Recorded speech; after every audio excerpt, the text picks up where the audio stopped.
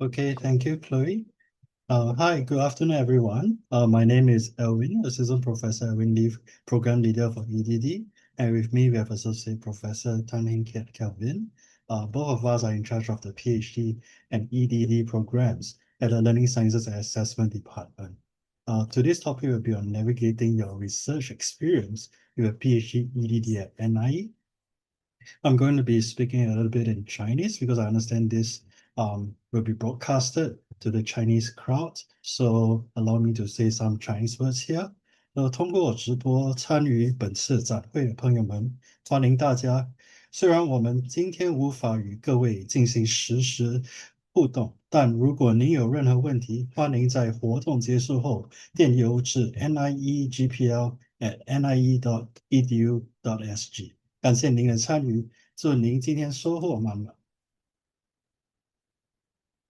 欢迎来到新加坡国立教育学院 NIE 的研究生课程线上资讯会。我们非常高兴能在这里与大家交流，探讨您的学术理想与未来发展。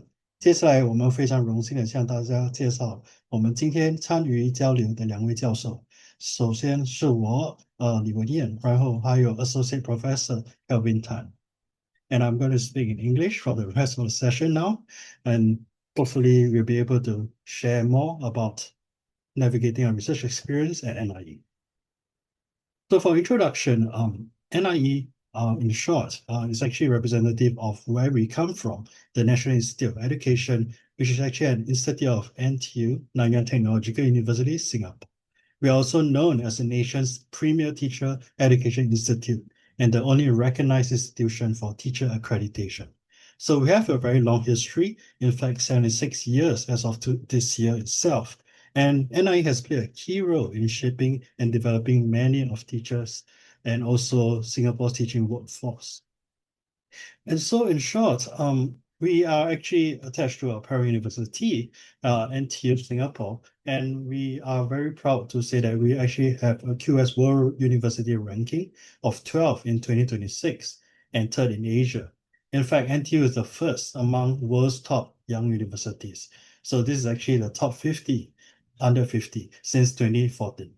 And NIE and NTU actually ranks 8th in education and training. So this is based on the QS World University rankings by subject in 2026. And we have actually maintained our place in the top 20 since subject rankings were actually introduced. So if you're curious to actually learn more and to know more about how these rankings and ratings are done, we have some sources here on the right. You can also go through Google to actually to look for these rankings to learn a little bit more about how these rankings come about. And so NIE is actually an autonomous institute of NTU Singapore. And this is just a very nice picture of where we normally will see when you come to NIE. We have very large green backgrounds along with very large buildings that house a lot of classrooms, technologies. And we bring all of this together in order to bring the best to students and for learners to actually participate in education and training.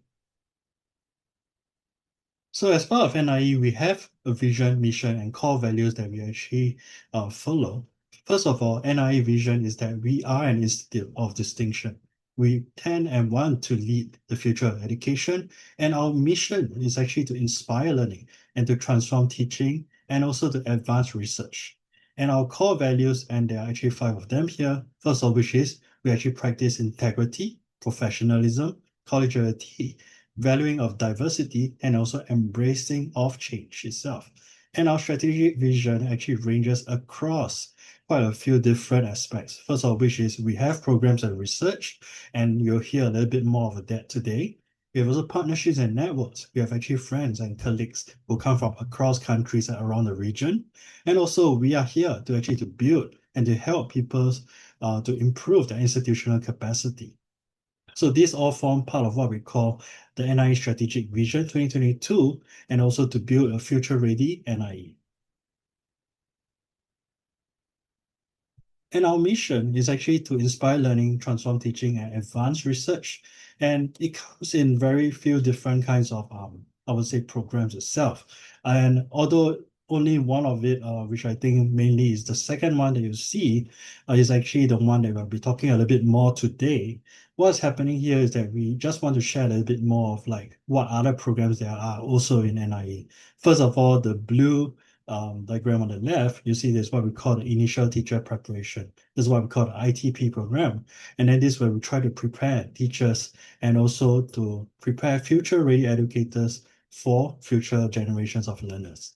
Now, the graduate leadership and professional education, the second diagram actually explains a little bit how we try to develop professionals with deep knowledge. And then we also try to equip them with skills and cognitive abilities.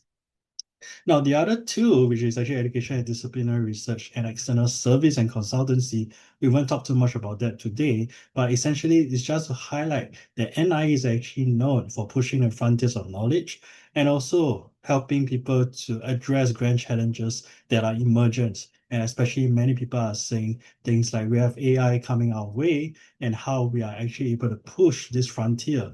And more importantly, to create impact on education and the systems within and beyond Singapore. So let me first touch a little bit about the academic research ecosystem.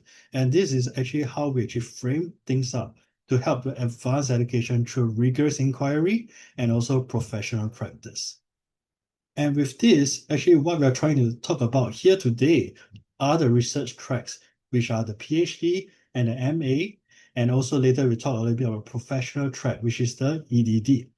So for PhD and MA is actually Master of Arts in Research. So PhD is actually referring to Doctor of Philosophy.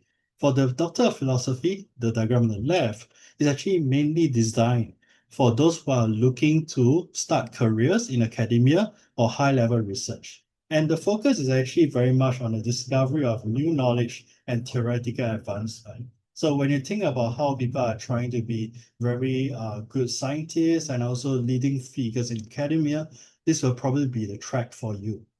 As for students who are actually interested in doing research and also are thinking that they want to embark on a program which is probably less taxing but still equally rigorous, a precursor to the PhD track, it actually requires you to look at a Master of Arts as a program that emphasizes independence and supervised research and methodology training in specific arts and social science domains.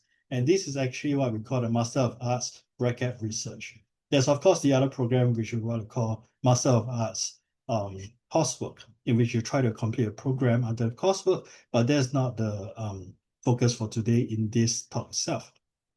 Now, why are we highlighting these two I would say different programs under the research track is because they both require and also involve rigorous coursework and also academic rigor, which is what we refer to as you having to undergo a qualifying examination once you have been confirmed as a student, as a candidate, and then you still need to provide a substantial thesis that contributes your original findings to the field itself.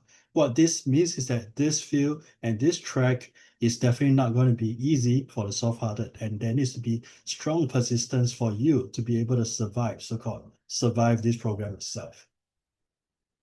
Now, for the professional track, we're talking about an EdD program itself, and EdD actually represents the Doctor of Education in short. And this professional track is actually targeted at professionals in education and education-related fields who have a commitment to improvements at their workplace. And this is why it's actually called the professional track, because essentially this is a track that allows people who are currently working in the industries or maybe working in different other kinds of education fields.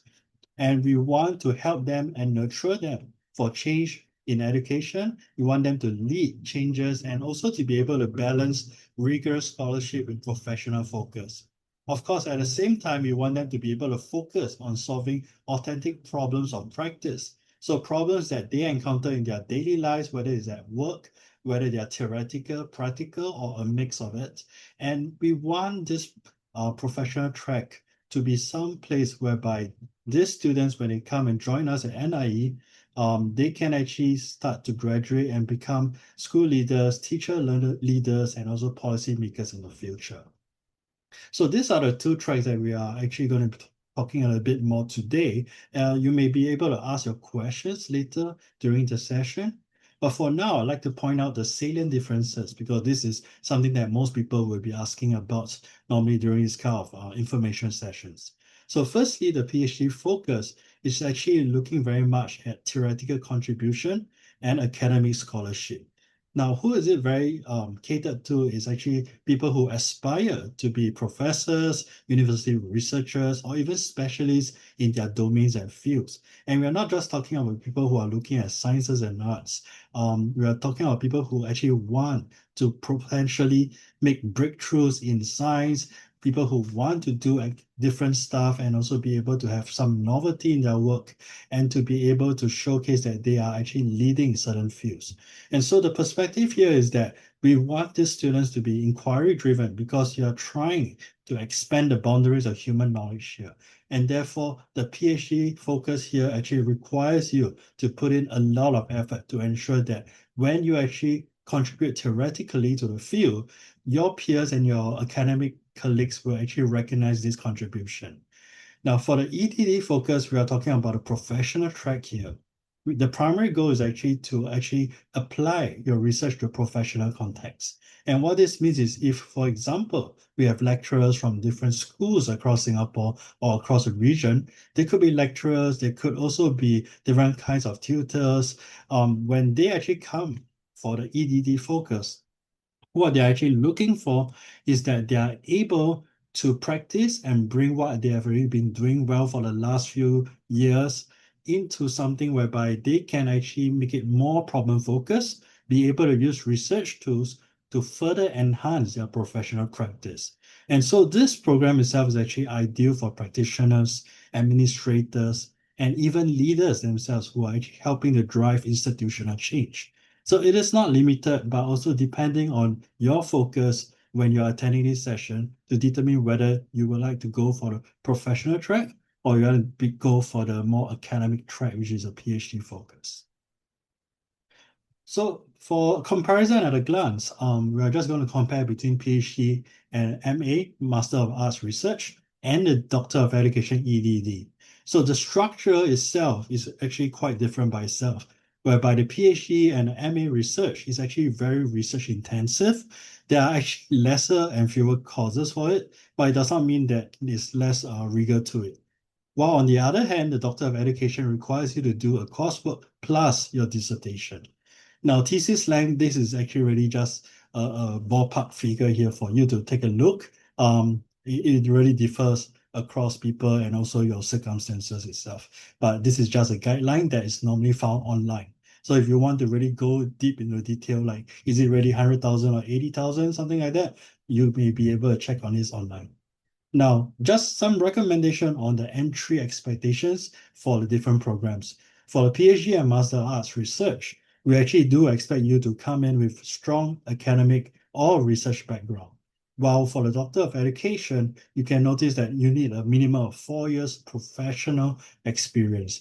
And this definition of professional experience itself really depends on how you are actually classifying or maybe applying at a point of application, how you actually write up yourself as being someone with 4 years of professional experience, whether you come from a specific institution or whether you come from a specific background. So you do need to indicate this when you are doing the application. For the outcome itself, I think a PhD and MA research is quite straightforward to the point whereby you are expected to contribute towards theory and also to your respective academic fields. And for this session itself towards LSA. And I will actually talk a little bit about topics later at the next slide. Whereas for the Doctor of Education, we're actually really looking at how you improve your professional practice. For some, it could be through products, it could be through designs, frameworks, or even different kinds of environments that they have built. So it really depends on where you come and also what you actually intend to do. But the main goal will not differ across candidates, which is you will need to improve your professional practice through the doctor education. Now, for candidature, I'm sorry about alignment. For both programs itself, the maximum is 5 years, no matter whether you're full-time or part-time. And as for the specific areas of study under the Learning Sciences and Assessment Department, which is for this session itself, we actually are focusing on 3 different specific areas. First of which is the science of learning, which actually refers to the interdisciplinary field, whereby we try to combine neuroscience, cognitive science, psychology, and education together. And this is actually the interdisciplinary field that investigates how people acquire, retain, and transfer knowledge itself. As for education technology, I think most people have already come across this, but we feel that we need to actually specifically refer to the combined use of hardware, software, and any forms of educational theories that actually help you to facilitate and enhance learning. And not just learning itself, but also teaching and for some, performance. Now, last but not least, also we need to look at the areas of assessment itself. So we can see assessment as a systematic process of gathering, reviewing, using data to form a judgment, evaluation, or even trying to estimate something about someone or something that you see around you. And this is, in general, a very large process itself. And I'm sure when you go through either one of these areas of study, and when you apply with a supervisor in mind, you'll be able to go deep onto which areas that you want to focus on for your PhD, for your MA research, or your EdD. And with that, I'd like to hand over the time to Professor Kelvin Tan to be able to continue with the next part of the session. Thanks very much, Alwyn. You can go to the, yep, thank you. So welcome everyone, and thank you for spending your time with us today. I want to preface my comments about the research proposal essentials by pointing out that the PhD and the EdD program is unique. It's the only program where you have 3 sets of academic standards. You have admission standards, which apply at the time we are being admitted at the start of the program. You have confirmation standards right in the middle, and then you have graduating standards. And the fact that you have a confirmation seminar in the middle of your program should tell you that the PhD and EdD does not presume that everyone who begins that program will complete it. We actually have an examination process to find out if the candidate should continue, to confirm that the proposed study is fit for progress and has a very good chance or feasible chance of continued completion. So while some of you may be slightly daunted by the prospect of having to complete the EdD or the PhD within 5 years, I want to assure you that we take this timing, this duration, very seriously in our department. We will work closely with you, and the confirmation process also should be a form of assurance to you that once you pass confirmation and you go for your ethics clearance, upon collecting the data, there's no reason why you should not complete. Okay, so having made those remarks, let me talk about the research proposal essentials. And my comments about the research proposal will be based on a research proposal you might want to consider sending in as part of your application package. You should be approaching my colleagues, if you have not done so already, with a research proposal of sorts as a basis to discuss with him or her whether that area of research would be in their areas of interest. Better still would be something current that they're interested in and actively researching. And you can then use your research proposal to also make a case for your viability as a candidate, which should only enhance your chances of my colleagues agreeing to supervise you. Okay, so having said that, let's look at the main categories of a research proposal. So firstly, the clarity of the scope. We're looking for a very distinctive research problem, and your research question should be explicitly stated there. Your research question should be a question that only a robust empirical study can answer with strong analysis. So if it's a purely descriptive question for which just amassing data and publishing the data raw without any kind of analysis would answer, then that could be, if you pardon the expression, a a very elaborate form of journalism. It actually doesn't need scholarly or intellectual input, right? So it's not just a collection of data and putting it in neat categories and passing it off as themes. You have to look in your research methodology and deal with the epistemological question. How do we know that we are getting the kind of knowledge, new knowledge that we are researching? There are instances where maybe due to a bit candidates, applicants being a tad over enthusiastic, where the research just is not manageable within a candidature period. Right. So a prime example would be candidates seeking to do a longitudinal study, and the longitudinal study takes 3 years, and they are applying for their confirmation in the second year, right? Which leaves little to no time for the analysis of 3 years worth of data. Now, even if a longitudinal study was 2 years and they just leave 1 year later, that's taking that's quite a strain on the candidate, right? We are definitely not against longitudinal studies, but you just have to factor in the feasibility of time. So you may not get the access that you need with the schools or the institutions or the research subjects that you want. So think about this, because manageability is a huge factor as well. When it comes to the literature review, you might want to think of which topics or areas of scholarship are relevant. And sometimes the topic or the area of scholarship might not be too literal or too obvious. If you are studying things to do with learner agency, for example, you should not just be looking at articles that literally cite learner agency. If you read a few of them, it should tell you that a lot of the articles that cite learner agency or agency of learning refers to theories of learning, which then moves you to think about another relevant area of research you should be looking at. And when you look at theories of learning, you then realize that there are different theories of learning pertaining or depending on different paradigms of knowledge interests, right?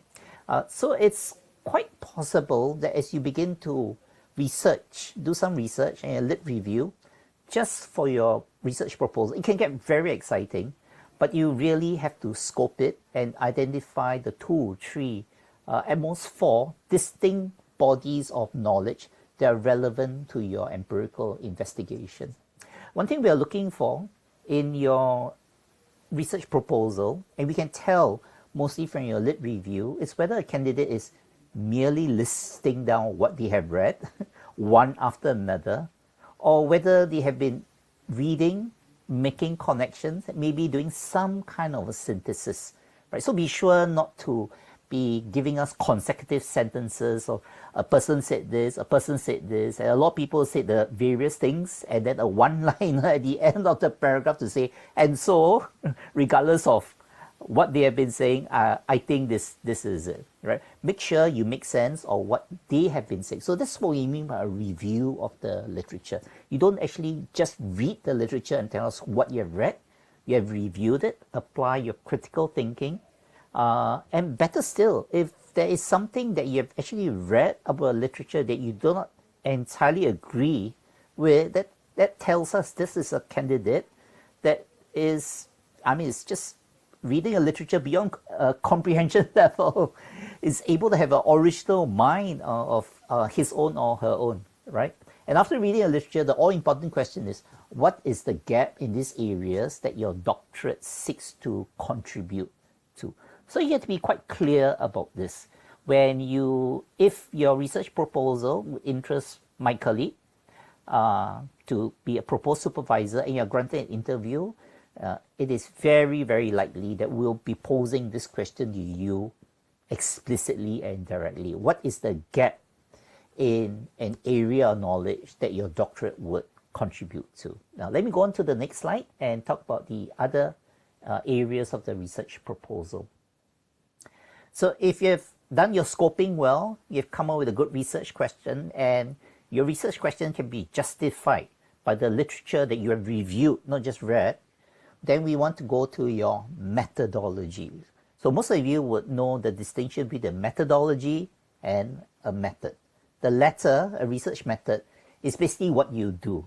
I am going to collect data. This is my sample size. These are the number of people I'm interviewing. I'm going to have 4 focus group discussions. Then I'm going to do a survey, and there's mixed methods, etc. This is purely descriptive. A methodology, on the other hand, is a reason why you're choosing a particular methodology and why the choice of a methodology is very suited to the kind of new knowledge you are generating. So methodology would involve, for example, if you're doing qualitative research, why am I choosing grounded theory instead of a case study? What are the different kinds of case study methodologies I've considered, and why do I want a particular methodology? Okay, I hope that does not sound too daunting to you. We'll be asking and interrogating this at the confirmation stage, especially your methodological choice, because after your confirmation, you'll be applying for ethics clearance, IRB, and there's a point of no return after that. You'll be collecting your data. So you want to make sure your methodology and your method is spot on, right? But at the time of the research proposal, you need to persuade the interview panel that there is some good alignment between your choice of method, your actual methods that is feasible, and the findings that you want, and the findings will address your research question. Significance.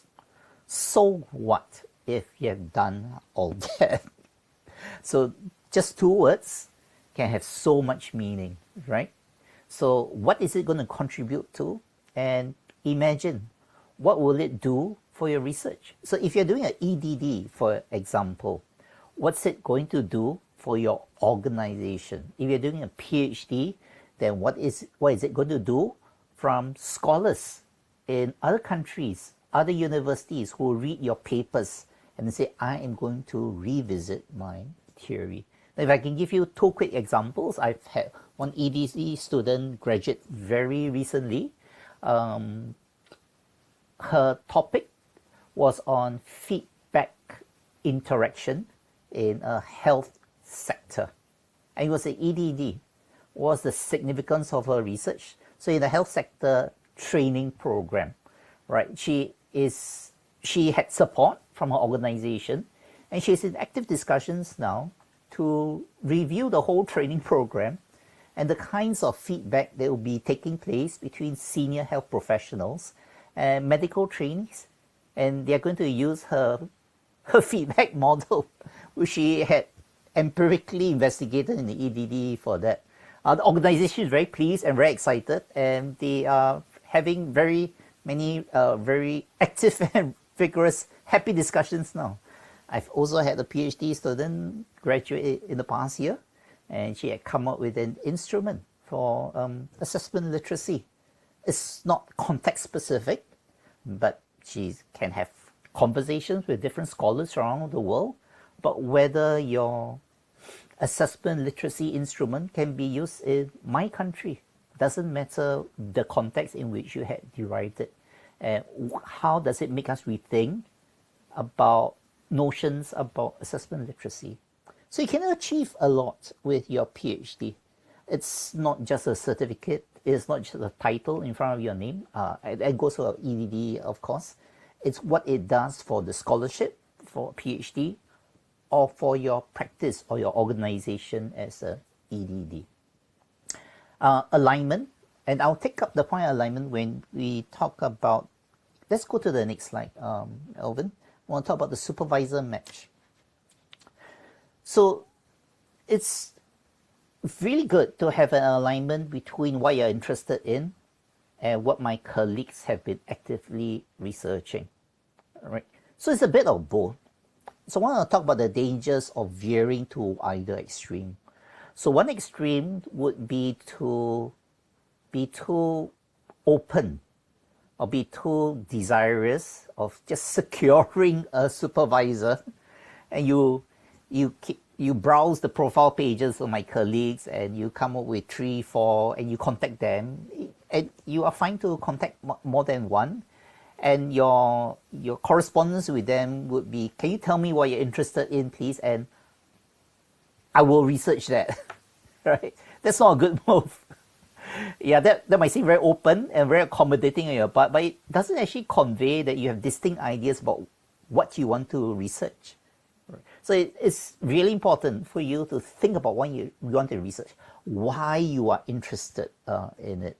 On the other hand, if you are not flexible at all and you're too rigid and you say, I'm only going to do this, and almost like take it or leave it to my colleagues. And my colleagues may come back to you and say, I'm actually quite interested in this, but if it's investigated in this way, or with a different kind of sample, right, or with a different angle, yeah. So I think this is where there needs to be some kind of accommodation between both parties. So I think the world of my colleagues, and amongst my colleagues there are whether they are assistant profs, associate profs, or full profs, right? They have very, very good expertise, more than enough to supervise your areas of interest if it falls under the 3 areas that Alwyn had talked about: the science of learning, educational technology, or assessment. So do your research first, come up with a good proposal, read your proposal against the profiles of my colleagues, and just have a good correspondence with them, exploratory, yeah, but very quickly I think you come to a conclusion, or my colleagues will come to a conclusion whether they are a good match for you. So I want to talk now about the interview. So you apply your package, it has to be a good research proposal, and one of my colleagues would have had to agree to be your supervisor if you have progressed or you are successful in your application. All right. So regardless of the words that you see there, so the words are very explicit, defending the proposal, be prepared to justify your choice of topics, right? We want to hear why you're interested in the topic and the direction of research that you're going to be taking. When we say we look for critical thinking and resilience in the face of academic questioning, I want to remind everyone that the EdD and the PhD is by and large a written examination with an oral viva. So in 5 years' time, if you are accepted, your thesis is going to go to 2 strangers, 1 to 2 strangers, somewhere around the world. And these are experts in their field, unknown to us, definitely unknown to you. Everything that you need to argue, justify, support has to be written down by them. In that context, an interview is actually much, much less daunting because you have the benefit of another question.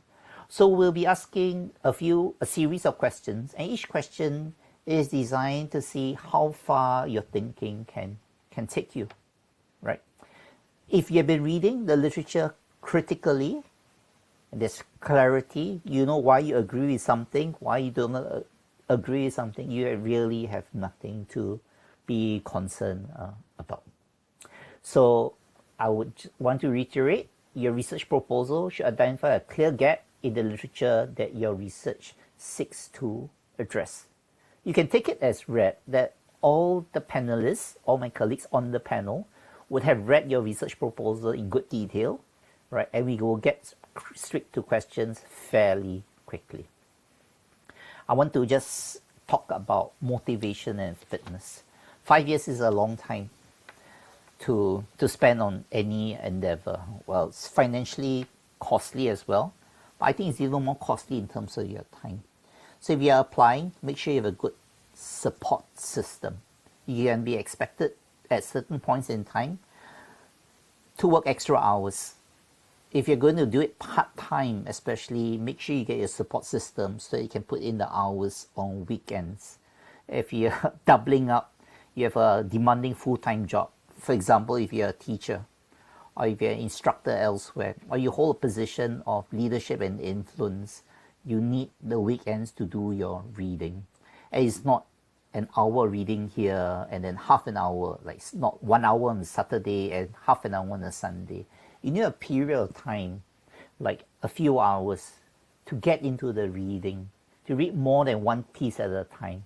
So if you read 3 articles in succession, you can make connections between the 3 articles. But you're reading one article on each weekend, then on the subsequent weekend, you're actually going to be, I would say, wasting time or using quite a bit of time to recollect what you read the previous week to try and make connections, right? So that's what you need a support system for. If you are doing it full time, you have the advantage of having those clear tracks of time, windows of time, and it should be less of an issue. Okay.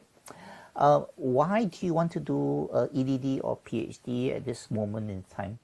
So my colleagues and I, we take an interest not just in supporting you to complete the program. We want to welcome you into a community, whether you are doing the PhD, the MA by research, or a PhD or EdD. The reason is that when you have completed, we can relate to you in a different way. So instead of speaking as supervisor and supervisee, we will relate to you as academic peers. We will be supporting you to write publications, hopefully even co-publishing with you and doing research with you. Right. So why you're doing it and what you want to do with your doctorate is something we are interested in hearing at the interview as well. One last slide, and then we'll be most pleased to take your questions.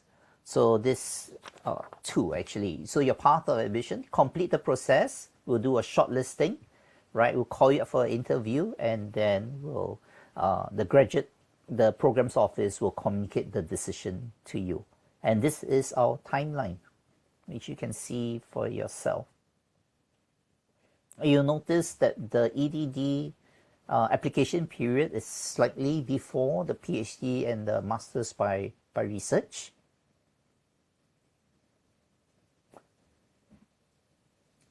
There is still good time, if you have not done so already, to finalize your proposal and approach my colleagues.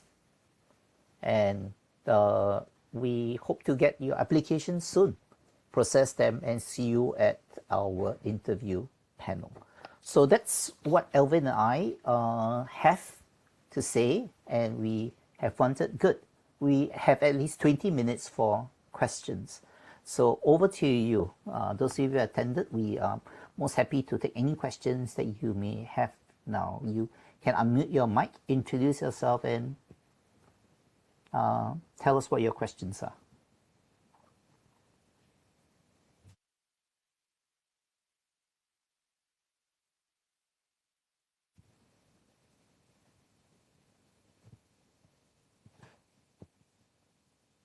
I would want to add that if you are more comfortable in typing out your question rather than posing it verbally, you can type it out in the chat, and Alwyn and I are quite happy to address that question as well.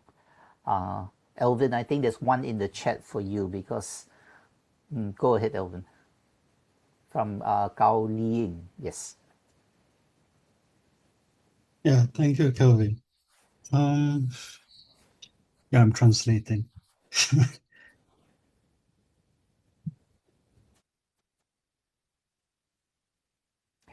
Sharon and Chloe, I think there's some administrative questions like fees and as such. Yeah, so if you are understanding the Chinese text, you can also take up respond to those questions. Okay, can I Okay, think so we will provide the responses for the Chinese questions. Okay. It gives a you little want to have time a to go? read it too. Yeah. yeah, I'll try to address several of the questions from Ling, based on my limited translation capability. I think, sorry, I'm not sure whether he or she. He's talking about how much is a scholarship here. Essentially, when you actually are doing an application, please indicate in the application that whether you need a scholarship or not. And then together with the application, it will get processed. You'll be treated differently because depending on whether you have a scholarship or not, there'll be different considerations in play. Yeah. So, but what we would suggest and advise is for you to put it clearly inside application form, there should be a place for you to indicate it. Yeah, so it's not like in a comments or something. There's a place whereby you can indicate, yes, I need, or I don't need, self-funded, or something like this. Okay, how much it is really dependent on what is being made available to us. We are not able to share too much on this at this point in time. I think what the other question is asking about after graduation, after graduation, what can you really do? I think essentially what you can really do is a lot of things actually, because you're not just limited to just an academic career in future. You can actually, some, if not many, of our graduates actually go back to their professional practice for EDDs. And for people who are doing part-time, they actually still have a job and they are still doing their jobs at the same time of the studies. So for full-time students, many of them will be thinking about postdoctorate kind of stuff. So when they are talking about postdoctoral work and also things that they want to embark on as a scientist or maybe as a lecturer, so those are actually academic positions you can find not just in NIE NTU, but also across the different universities in Singapore too. Yeah, so I don't think it'll be very limited in terms of like what can you do after you graduate. It's more of like what do you want to achieve and to do with this PhD and EDD that you have. And for those who are on MA research, there's always a pathway in which you can actually then further your MA research into a PhD itself too. So those are the considerations you can have. Hey, Tina, Tina, I see your hand. I'm going to get to you soon. Just let me address a very quick, straightforward question. And there's quite a few in the chat. Thank you very much. Mary, the interviews will usually take place will be the month after the EDD. I'll let Alwyn talk about the ED interviews. So PhD interviews will be in the first half of July, and they would be online, right? Alwyn, do you have any thoughts about when the EDD interviews will be held? The EDD interviews will likely be about the same time or earlier because the window does close earlier. Yeah, so there'll be similar processing times, which means it might be earlier. I think it really depends on the number of people who applies. Every year there'll be a certain amount of people. So if there's more, then we need to pace ourselves accordingly.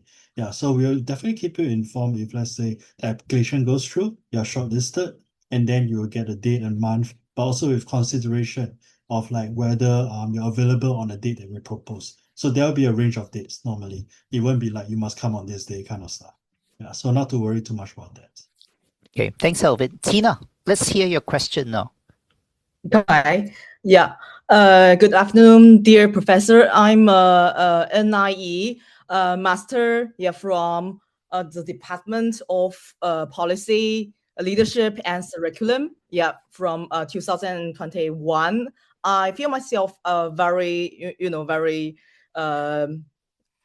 harvest or fruitful for my master degree. But now I want to go back again to Singapore for a PhD career curriculum, and my research focus on the NYP student, that is the secondary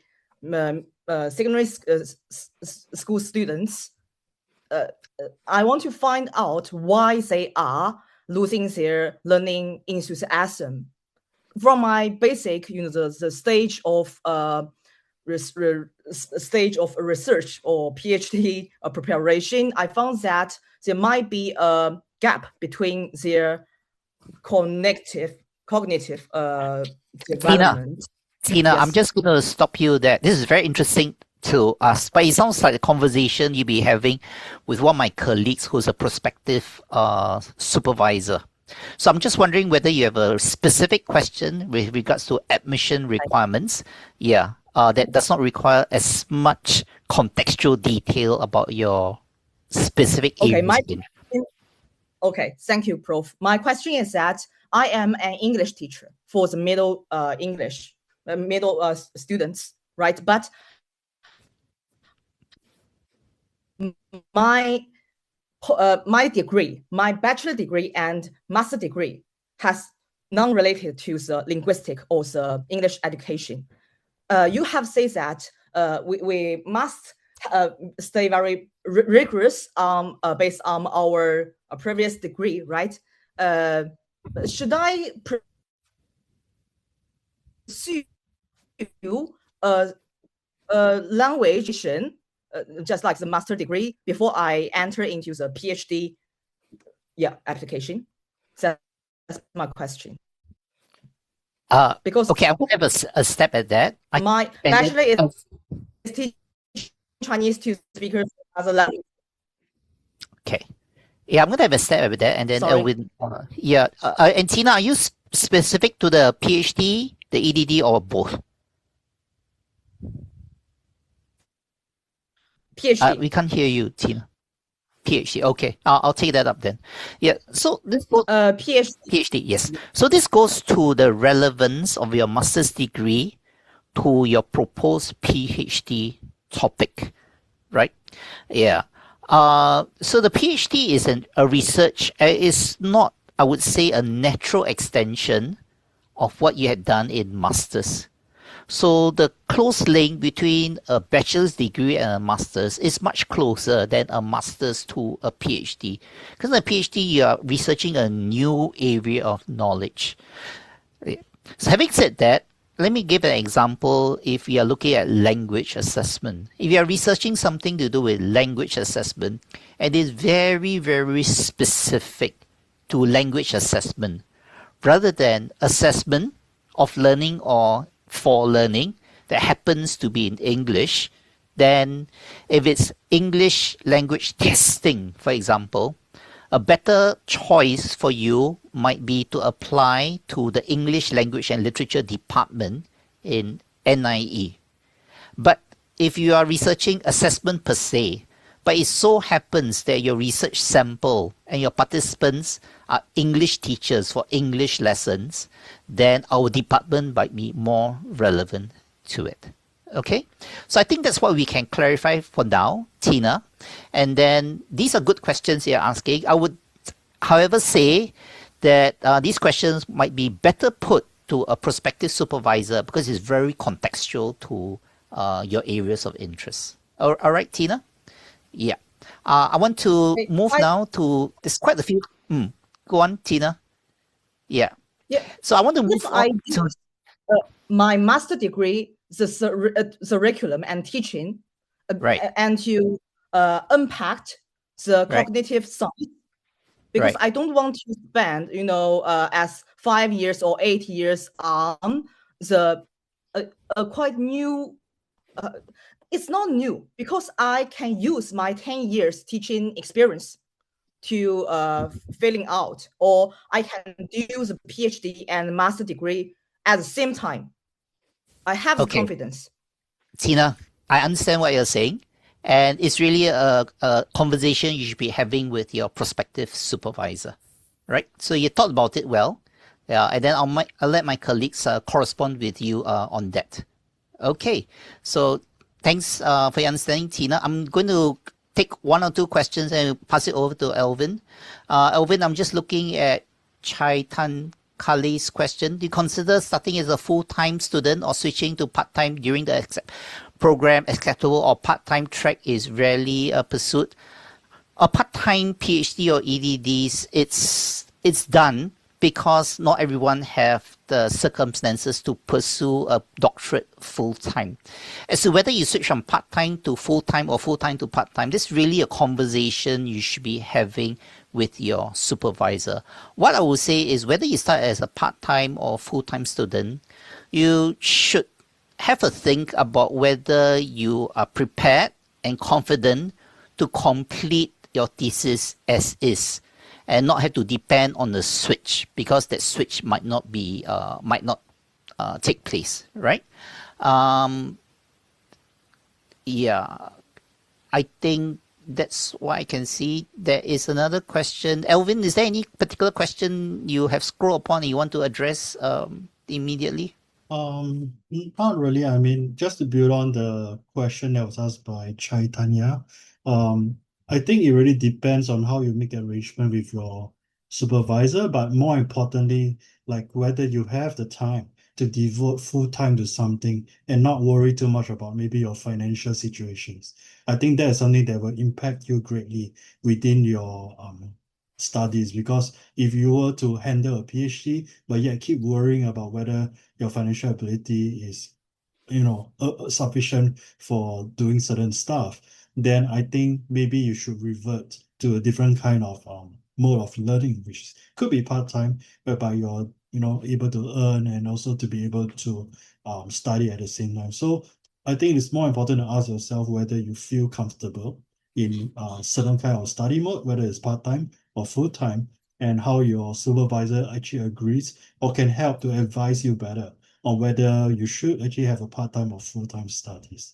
I think the other question that Chaitanya just mentioned, which is with regards to deep tech learning tech research involving AI and hardware, which supervisors to recommend. I think it's good to check on the website. Most of the research capabilities and also the expertise are all on the website. And actually what some students do mention is that after they search through the website, they realize they actually are having better fit with certain supervisors whom they have never considered before.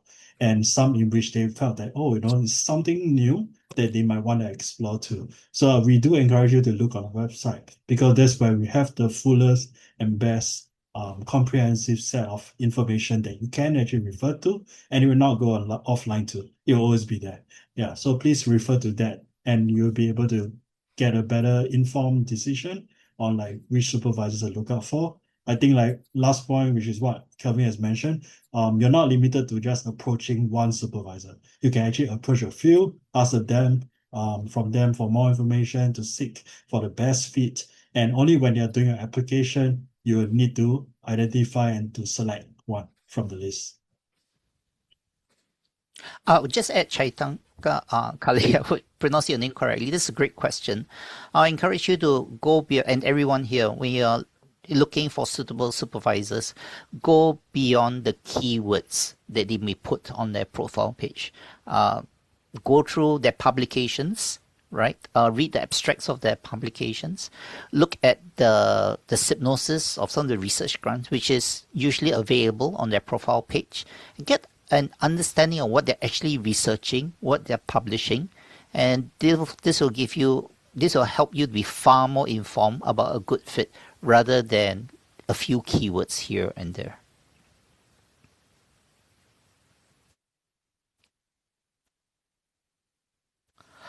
I think that we have addressed most of the questions. I can see that all the questions have been. Thank you, Chloe and Sharon, for responding. Very good partnership there. I'm just gonna wait a while to see if there are any more questions which you can post directly to us, or you can put it in the chat.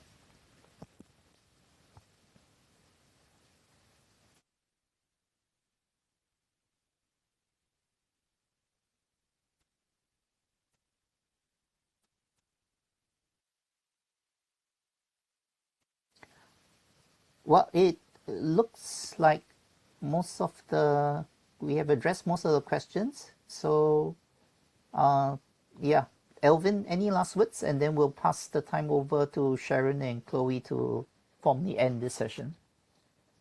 Yeah, I don't have any more.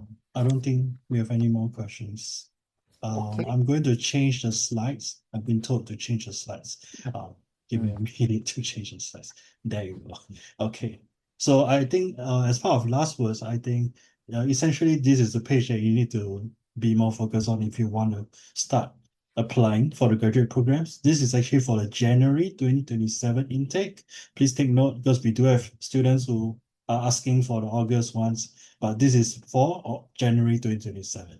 Okay, so if you intend to join us into January 2027, please scan the QR code, or you can also look online for the link. They will all bring you to the same place. And essentially, you will be applying for these 3 programs. The Doctor in Education, which is actually ongoing, it will end at 11th of June. Note the earlier date of end of registration. Masters by coursework will be up to 18 June.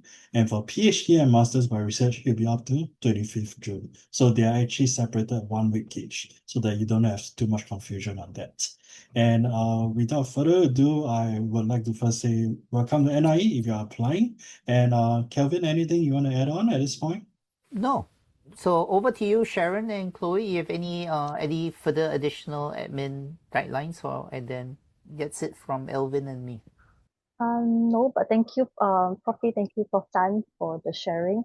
And to everybody, if you have any questions, please do drop us an email. I have dropped the email address in the chat function, so do take note of it. It's niegpl@nie.edu.sg. And with that, I think, yes, we can close the session today. Thank you, everybody, once again for joining us.